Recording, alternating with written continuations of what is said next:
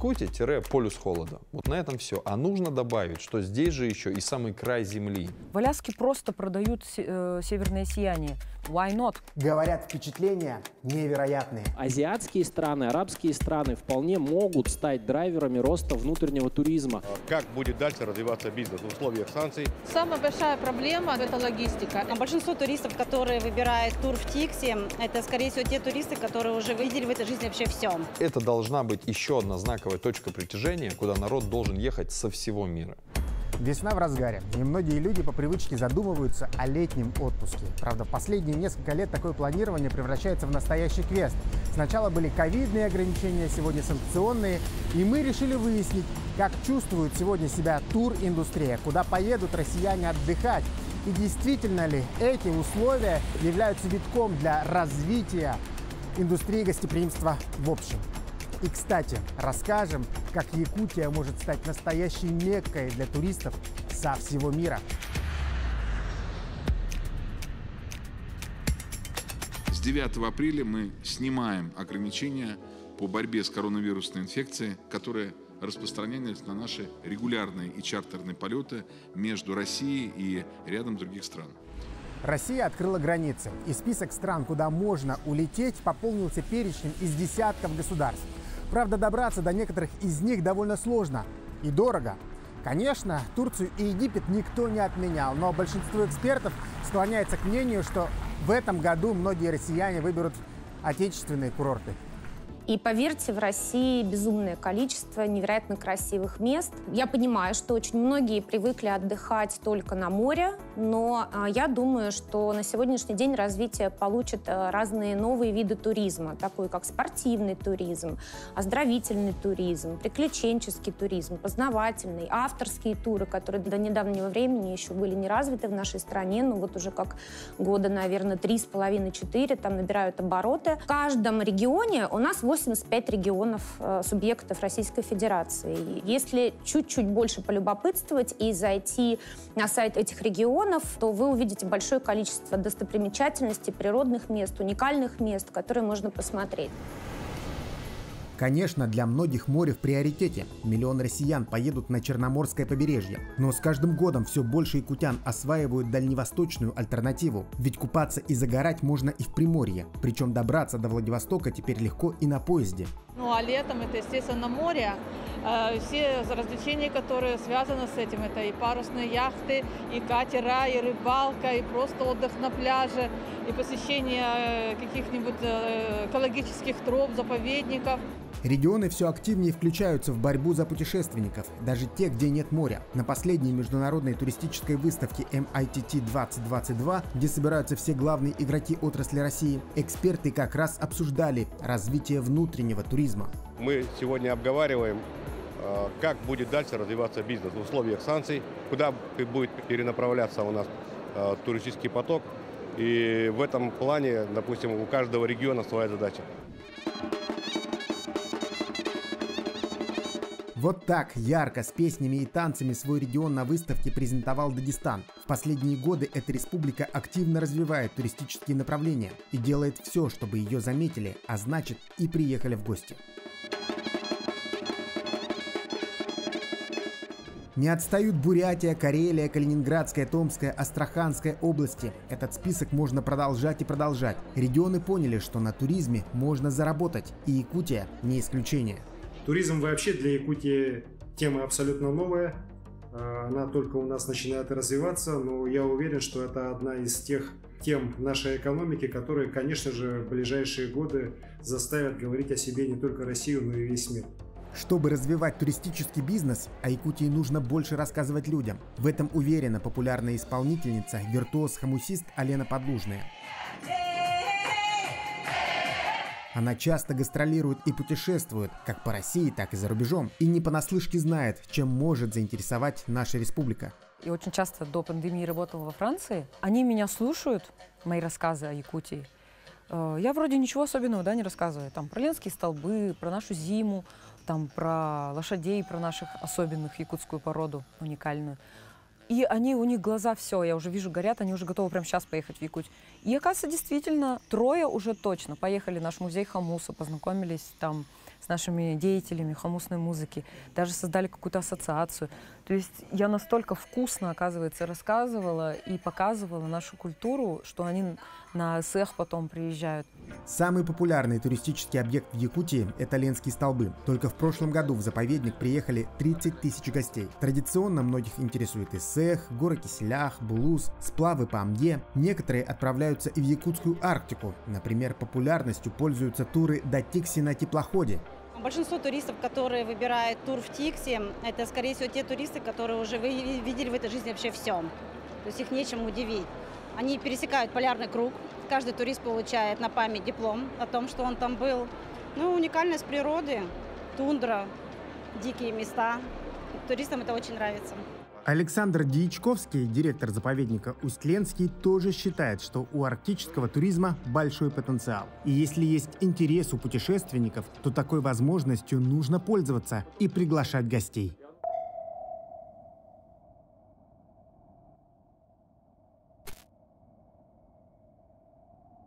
Но сегодня мир меняется, и мы тоже меняемся.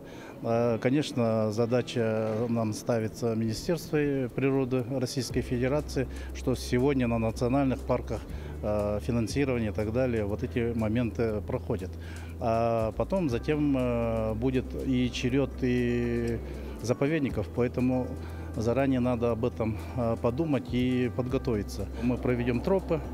И есть большой интерес по флоре, есть эндемики посмотреть. Это именно для биологических, основная часть науки, потому что очень много ученых хотят даже повидать, только повидать острова, только повидать нашу тундру, наши необъятные просторы.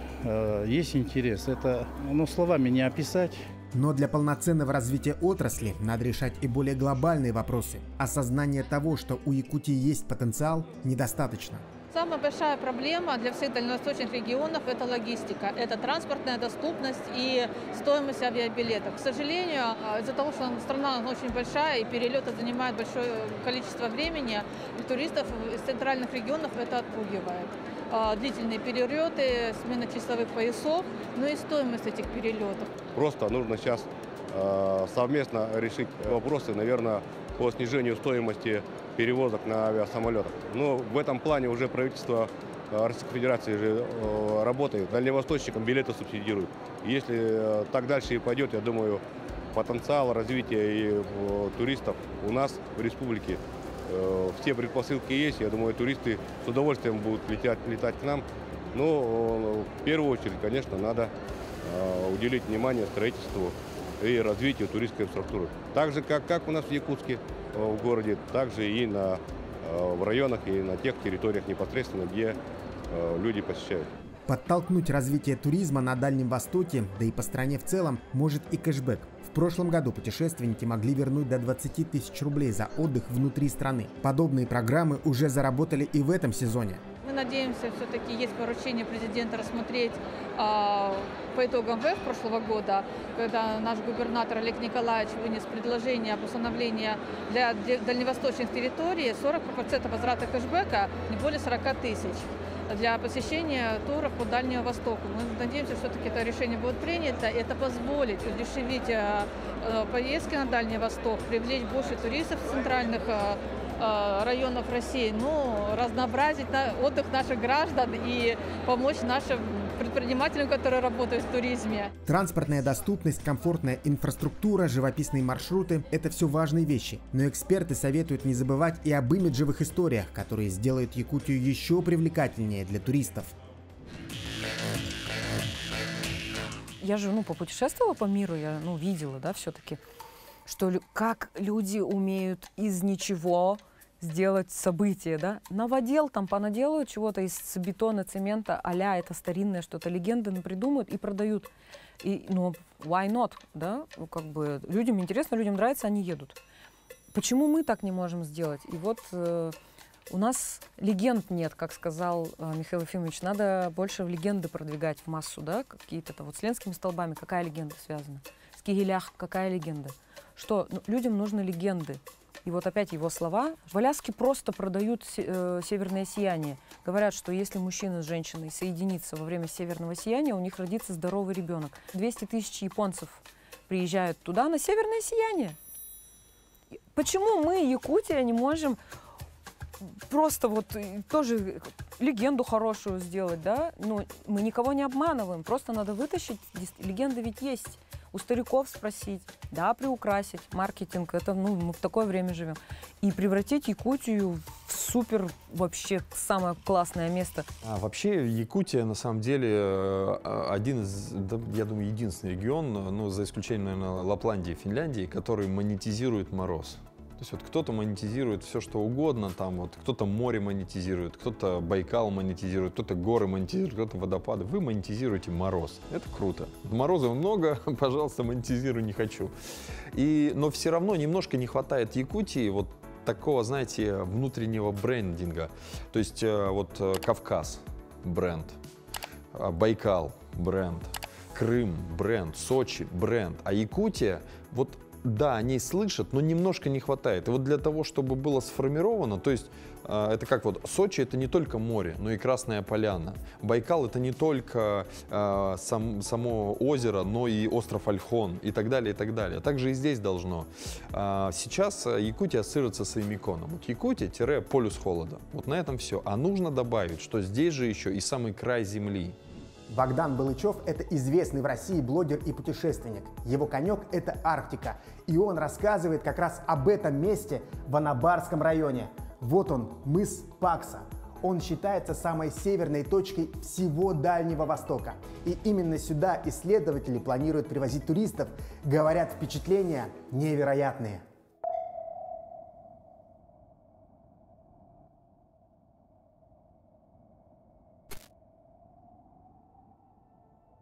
Есть такая вот самая его особенность, он напоминает корабль, вот как «Титаник». 50 метров отвесные скалы в обе стороны, абсолютно треугольный такой выступ прям кораблем.